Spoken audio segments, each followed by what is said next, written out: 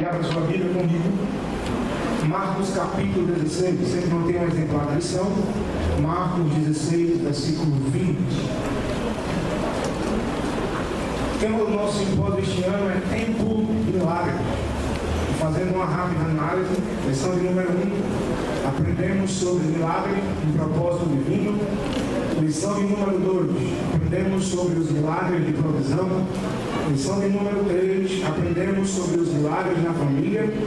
Lição de número 4, aprendemos acerca dos milagres de cura. Lição de número 5, aprendemos acerca dos milagres sobre o reino das trevas. Lição de número 6, aprendemos sobre milagres, sobre a natureza. E hoje, com a ajuda de Deus, aprenderemos acerca da contemporaneidade dos milagres. Milagres para hoje. Repita após mim: milagres para hoje. Nosso texto-chave está no Evangelho que Marcos escreveu, capítulo 16, versículo 20. Eu quero pedir permissão ao pastor para que a igreja repita após mim. E eles tendo partido, pregaram por todas as partes, cooperando com eles o Senhor, e confirmando a palavra com os sinais que se seguiram.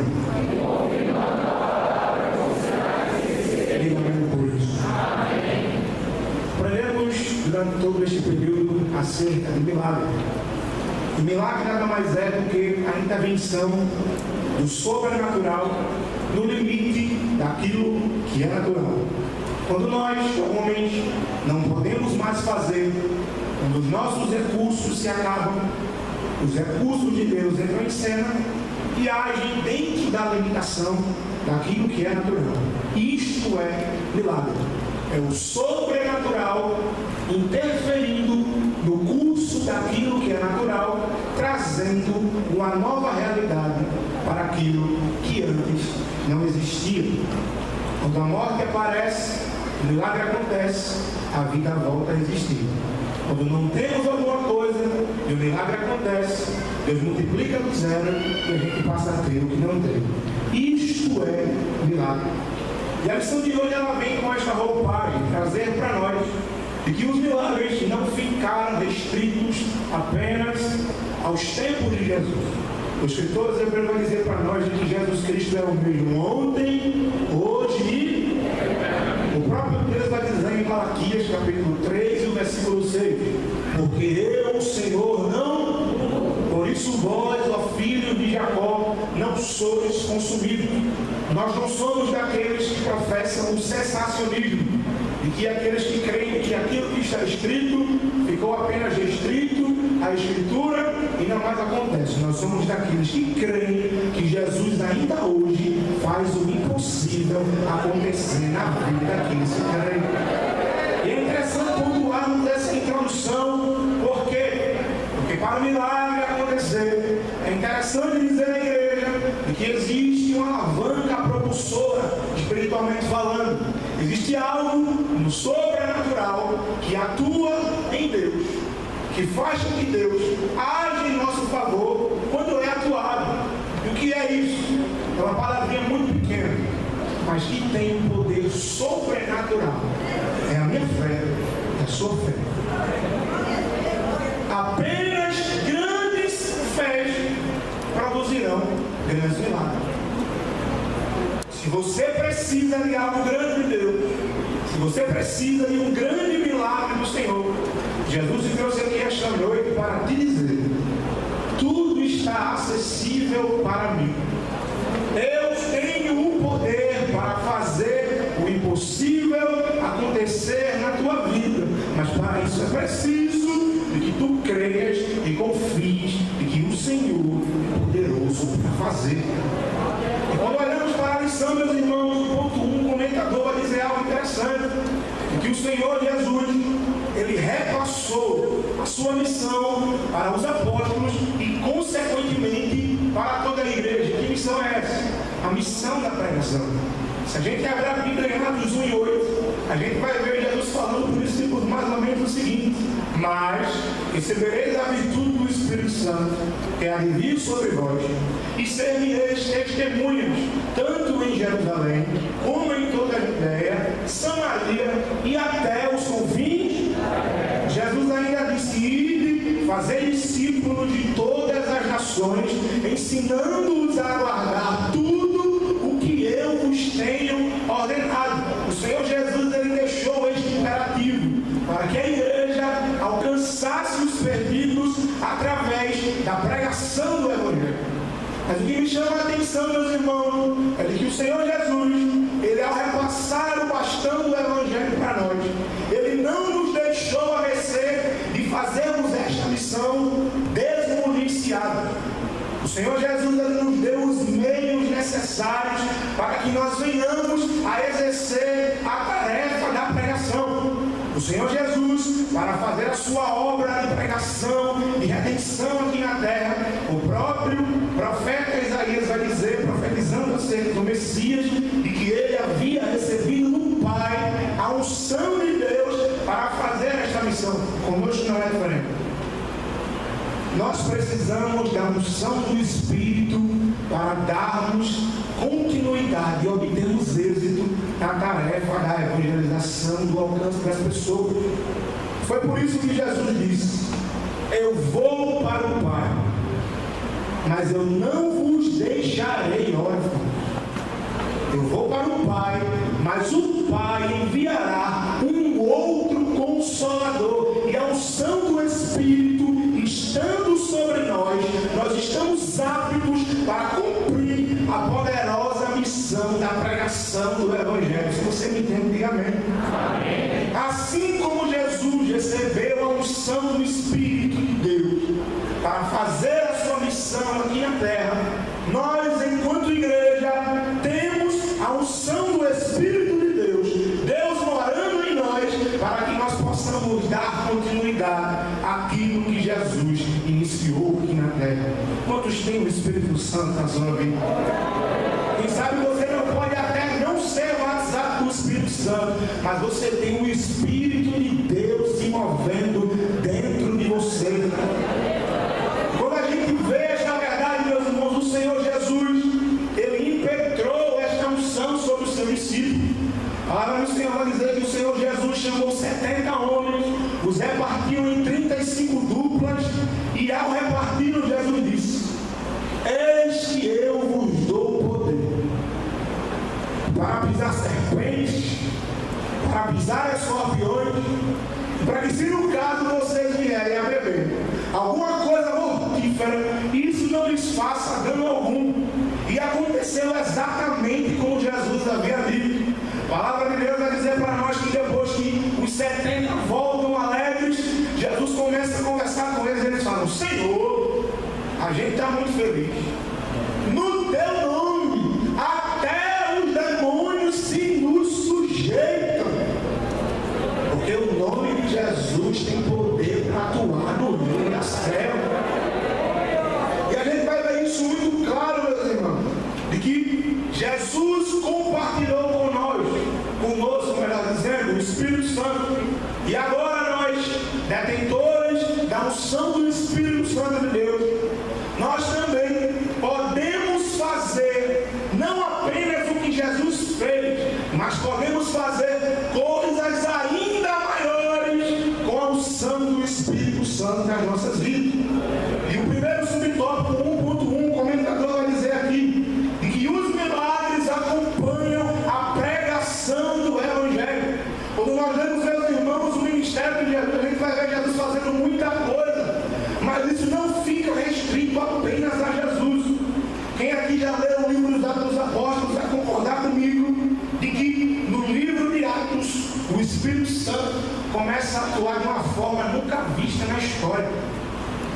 Não por acaso, meus irmãos, a palavra de Deus vai mostrar para nós alguns exemplos. A palavra de Deus vai dizer para nós de que Deus, através dos apóstolos, da igreja primitiva, operou grandes sinais, e estes sinais seguiram os discípulos por onde eles iam. A palavra do Senhor vai dizer para nós, por exemplo, de que Deus, pelas mãos de Paulo, operava mega maravilha. A palavra do Senhor vai dizer para nós ainda de que quando Pedro estava no meio da multidão, que a multidão era muito grande, que Pedro não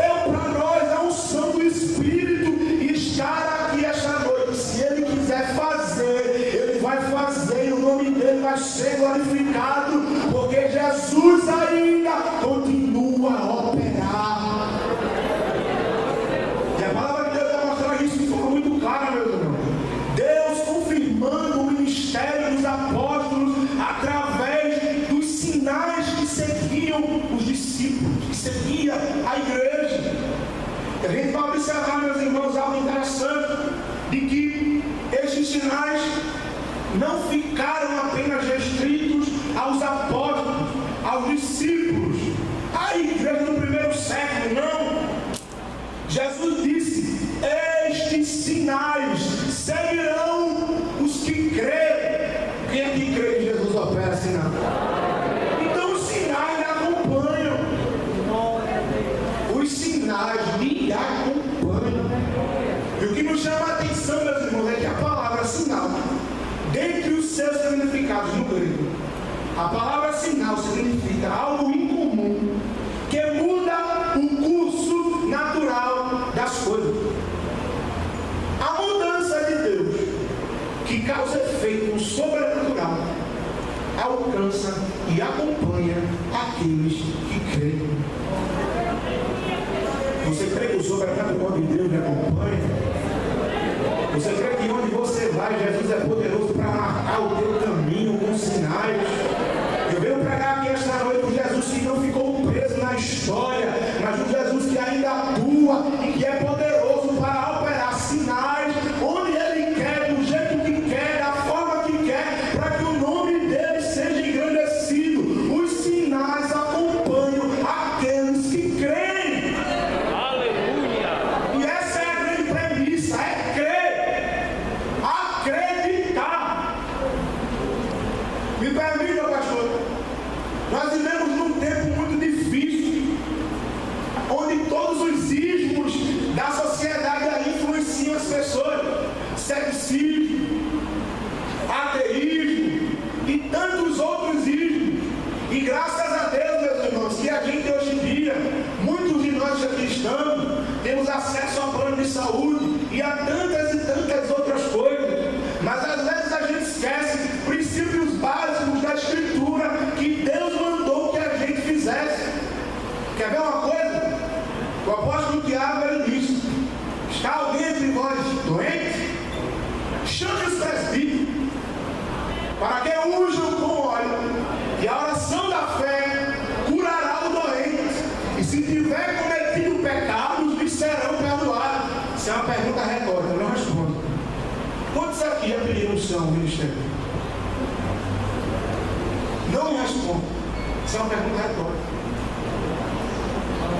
Percebeu? Está escrito. É a renúncia que a gente tem que fazer. Eu já ouvi muitos testemunhos, meus irmãos, de pessoas que estavam assim, doentes, mas antes de ir para o médico, iam lá na igreja, às vezes batiam até na porta do presbítero: meu presbítero, me unja, que eu estou enfermo, e eu creio que Jesus pode fazer. Jesus nos trouxe aqui esta noite para dizer isso para a gente. Deus não descartou a medicina. Deus quem deu inteligência aos homens, mas antes de recorrer aos homens, recorra ao Deus que é mais poderoso que os homens. Aquilo que o remédio pode fazer depois de 12 horas de inalação, Jesus faz apenas com uma ordem. E a gente precisa crer, isso precisa ser impetrado na nossa alma, no nosso coração. E a palavra de Deus vai dizer para nós que os sinais seguiriam os que crescem. É não bastasse isso, 1.3, a letra A, o comentador vai dizer assim: os sinais acontecem na vida particular dos crentes. Quantos de nós aqui nunca vivenciaram ou já vivenciaram o milagre pessoal da parte de Deus? Que Deus não precisou fazer muita coisa, que o homem não fez nada, melhor dizendo, mas que você orou, a sua fé atuou e o milagre aconteceu. A Bíblia diz, meus irmãos, que Deus chamou Paulo, Jesus chamou Paulo para viver grandes milagres. E Jesus começou o ministério de Paulo operando um grande milagre com ele. A Bíblia diz que depois que Paulo se encontra com Jesus, ele cai do cavalo, e ao cair do cavalo ele ficou cego. Deus colocou escama nos olhos dele. E a Bíblia diz que Deus, para mostrar que um crente fiel, cheio do Espírito, é poderoso na terra, chamou um homem simples, chamado Ananias. Disse: Ananias, vai na rua direito, porque eu estou precisando de ti para orar por um camarada. Quem é ele, Jesus? É Saulo. Ananias: quem? Eu tenho ouvido acerca desse homem, Senhor, como ele tem assolado o teu povo. Mas a Bíblia diz que Deus falou: vai, Ananias, eu já quebrei ele no meio. Ele agora é para mim um vaso escolhido. Eu vou mostrar para ele o quanto ele vai padecer por amor de mim. A Bíblia diz que o crente simples, Ananias, chegou para Paulo, o filósofo, o teólogo, o perseguidor de crentes, e disse: irmão Saulo, o Jesus que te apareceu no caminho de Damasco me mandou aqui. E mandou eu colocar a mão sobre ti, para que tu recebas a visão. E a Bíblia diz que Ananias colocou a mão sobre ele passou a ver, e na hora Jesus encheu ele do Espírito Santo, e Paulo foi batizado do Espírito Santo. Porque Jesus confirmava as obras da igreja.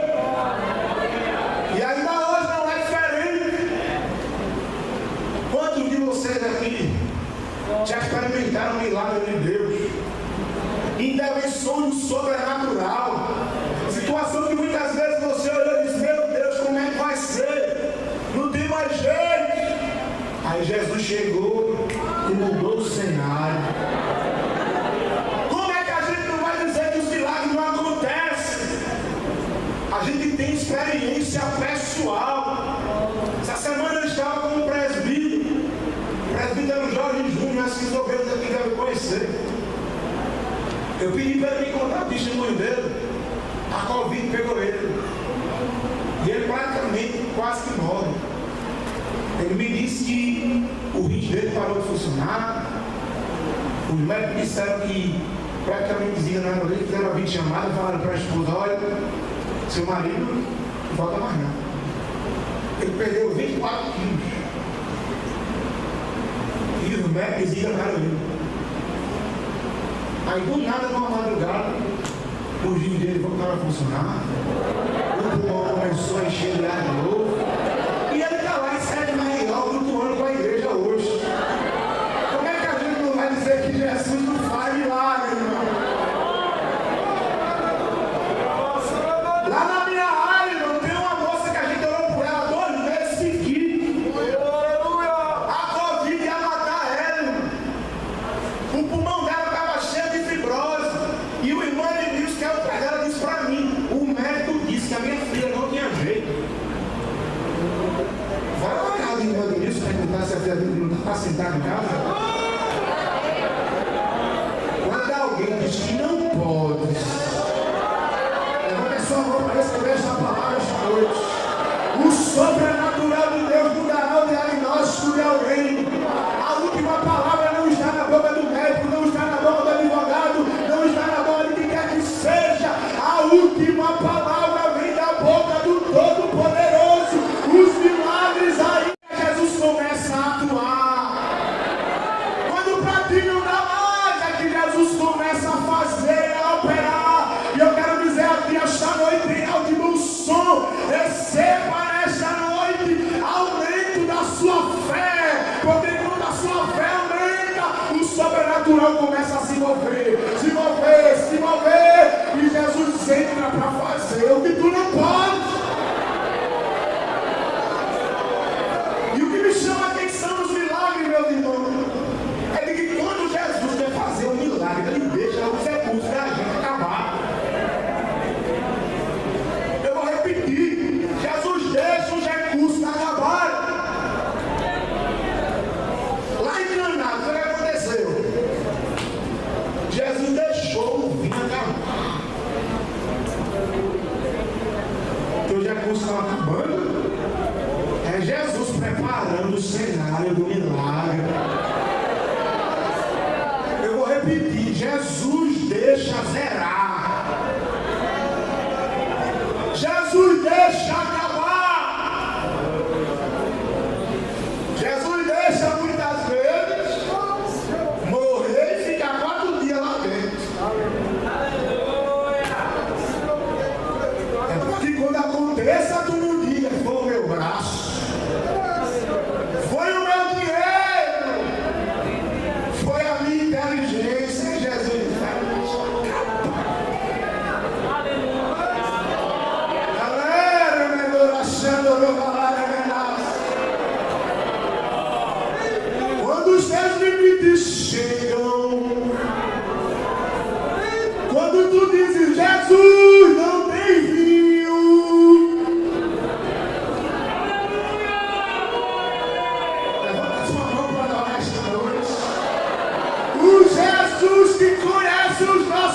limites, está dizendo para nós aqui hoje: eu estou controlando tudo.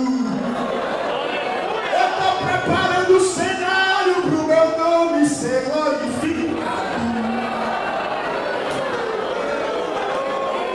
Deixa a água acabar, deixa o vinho acabar. Porque Jesus vai chegar lá. Receba essa palavra esta noite. Jesus vai chegar lá. E o que me chama a atenção é que ele não deixou acabar. Se fosse hoje, vinho era como se fosse o Guaraná de hoje. Já pensou você numa festa, comer um salgadinho sem aquela Coca-Cola? Sem aquele suco? Que vergonha com os anfitriões. Mas Jesus não deixa certo dele passar vergonha, não. A Bíblia diz que Jesus falou: pega aí essas áreas aí que vocês vão lavar a mão. Enche de água. Quem sabe alguém falou: Jesus, a gente quer Guaraná, é vinho. Está fazendo sem reclamar. Não questione o agir do Todo-Poderoso.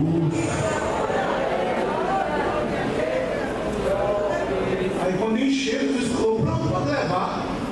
Como? Pode levar. Quando chegou para o mestre Sala, que negócio diferente.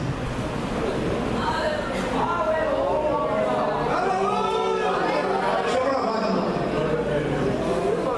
Há um negócio estranho aqui. Eu sou muito experiente. Eu geralmente coloco o vinho bom na frente, para depois o pior vir para as pessoas notar a diferença. Mas por que tu fez o contrário? Colocou o melhor para o fim.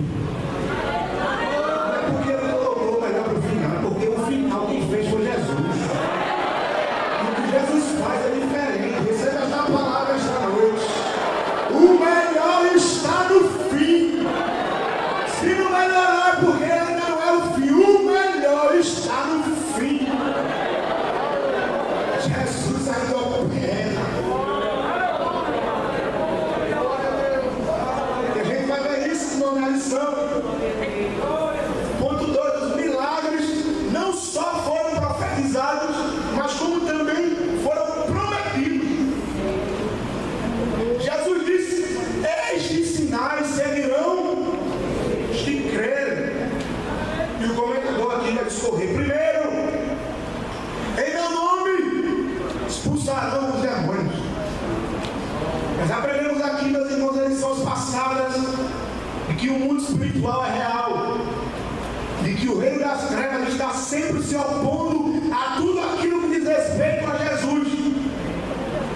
Mas também a gente aprendeu que quando Jesus chega, que quando Jesus entra em cena, pode estar escravizado como for, pode estar possesso como for, pode ser desenganado por alguém como for. Quando Jesus entra em cena, Satanás tem que sair. Precisou de muita coisa, foi só Jesus botar o pé. Ele botar o pé, marcou o território. Satanás, o que é que tu veio fazer aqui antes do tempo? Satanás conhece Jesus, irmão. E não só conhece Jesus, conhece aqueles que estão cheios do Espírito também. Eu vou repetir: Satanás conhece Jesus e conhece os céus que são cheios do Espírito. Como não lembrar daquele momento de Atos? A Bíblia vai dizer para a gente, meus irmãos, que dois jovens viram Paulo expulsando demônio, quiseram fazer a mesma coisa, mas não tinha comunhão, não tinha. Aí chegaram: em nome do Jesus de Paulo, eu te repreendo. Aí o demônio veio e disse: eu sei quem é Jesus e sei quem é Paulo. Está vendo? Que quem é cheio do Espírito é conhecido do inferno. O demônio disse: eu sei quem é Paulo. E a autoridade que Jesus tinha Ele repassou para a gente. Eu vou repetir, a autoridade que Jesus tinha está sobre nós aqui esta noite. Jesus disse: eu vos dou autoridade. Porque, irmãos, a gente precisa escolher. Ou a gente é crente, ou a gente tem medo do diabo. Eu não estou falando aqui que a gente vai andar afrontando o diabo, não é isso. Mas eu estou dizendo que a gente não deve andar com medo do que quer que seja em relação ao reino das trevas. Porque maior é o que está conosco. Pode colocar o teu nome onde for, pode matar o que for, pode fazer o que fizer. Se tu estiver na comunhão, na tua casa não chega, na tua vida não chega, porque a autoridade do Espírito repousa sobre a igreja. E os demônios têm que se sujeitar à autoridade investida no nome de Jesus e que repousa por sobre a igreja ainda hoje. Está sobre você. Está sobre você. Me lembra, minha mãe contou. Minha mãe lá do Cabo. E quando eles saíram jovens na campanha, eles foram fazer uma visita e uma moça lá, eles foram visitar, não queria sair do quarto. Quando os crentes bateram na porta, ela começou a se bater dentro do quarto e disse que a mãe não abrisse. E a mãe ficou com medo porque ela começava a quebrar as coisas dentro do quarto, começava a se cortar, se mutilar. Mas a igreja estava lá. E a minha mãe contou que a dirigente do grupo, irmã Silvia, está com o Senhor. Era simples. Falava para o Mode, para o Riba, né, como dizem. Morava numa roça, lugar simples. Mas quando a irmã botou a mão na porta lá do quarto, Aleluia! o cão falou na boca da menina: essa irmã, o que é que ela veio fazer aqui? Tem alguém acompanhando ela e é mais poderoso do que eu.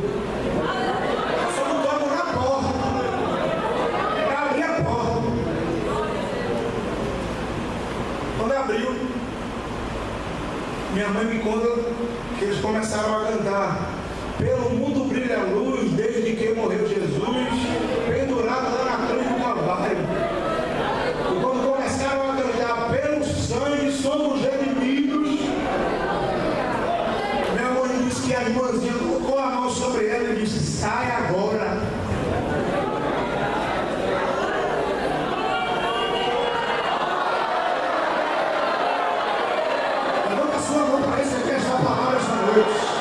A autoridade do Espírito Santo vai descer sobre você. Se prepare para as coisas sobrenaturais de Deus que vão acontecer na sua vida. Jesus vai demonstrar que a autoridade dele está sobre ti. E alguém que está possesso será liberto através da atuação do Espírito Santo sobre a tua vida. Agora Jesus nesta noite, porque Jesus ainda compartilha do seu poder sobre o seu povo. E quando ele chega, Satanás tem que largar, tem que ir para longe, porque há poder no nome de Jesus. Pode estar enclausurado como for, pode estar preso, ninguém pode dar jeito, mas Jesus, quando ele chega. E o que me chama a atenção é que Jesus não anda mais na terra, pé não, irmão. Jesus quer andar na terra disfarçado da gente. Jesus quer andar na terra disfarçado de você. Para que quando você chegue, o demônio fala: opa, tem algo diferente sobre ele e sobre ele.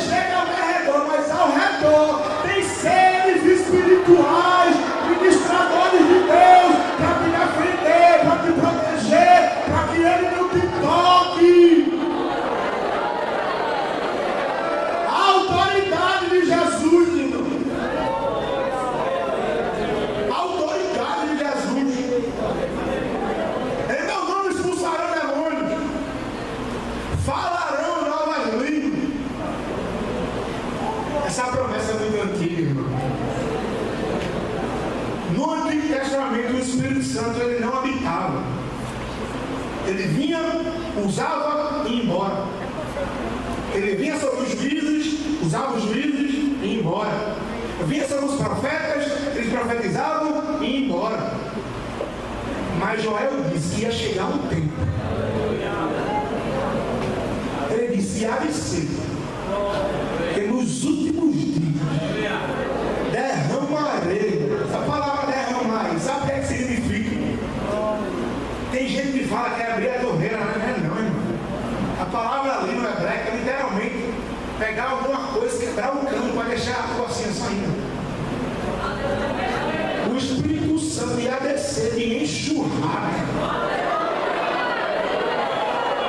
Ia descer pelos últimos dias, derramarei do meu Espírito sobre toda a carne. Vossos filhos e vossas filhas profetizarão.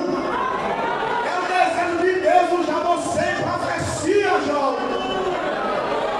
Vossos filhos e vossas filhas profetizarão.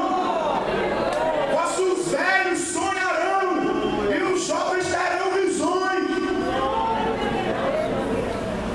Essa promessa foi prometida. E lá em Atos 2, os crentes estavam assim como a gente está hoje, reunidos no propósito de ouvir o céu.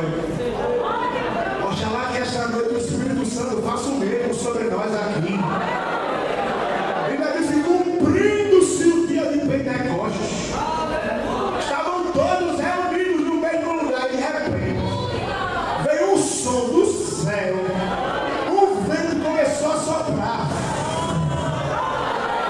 Um vento velho e impetuoso e começou a encher, tanto que a Bíblia diz que foram vistas sobre ele línguas repartidas como que de fogo, e todos foram cheios do Espírito. E Jesus Cristo está aqui esta noite. Se você não é batizado, abre a sua boca e o seu coração. Jesus pode encher você aqui hoje, porque Jesus ainda batiza com o Espírito Santo. E aí aconteceu algo interessante, irmão. Pode fazer um estranho, fica à vontade. A glossolalia do céu se inaugurou ali. E o que foi a glossolalia? Lá tinha gente de muitas nacionalidades distintas, gregos, enfim, muita gente. Aí tinha uma pessoa que falava grego, e depois que os discípulos foram batizados, 120 crentes, os homens simples não falavam outra língua, só falavam hebraico e um pouco de aramaico. Os crentes começaram a pregar para os estrangeiros na língua deles. Foi a glossolalia do Espírito. Não, você não entendeu a grandeza que aconteceu ali, não, irmão. Era como se tivesse um inglês e eu que não falo inglês, admito mais, e começasse a pregar para ele em inglês e falar das grandezas de Deus. É a glossolalia do Espírito, e o Espírito tem liberdade para fazer isso ainda hoje. A história dessa igreja está marcada em eventos como esse. Se você ler a história da Azusa Street, a Rua Azul lá nos Estados Unidos, você vai ver, meus irmãos, que os crentes lá, naquela época, eles eram rechaçados porque eram negros, pobres e sem cultura. Eles não tinham nada disso. Mas eles tinham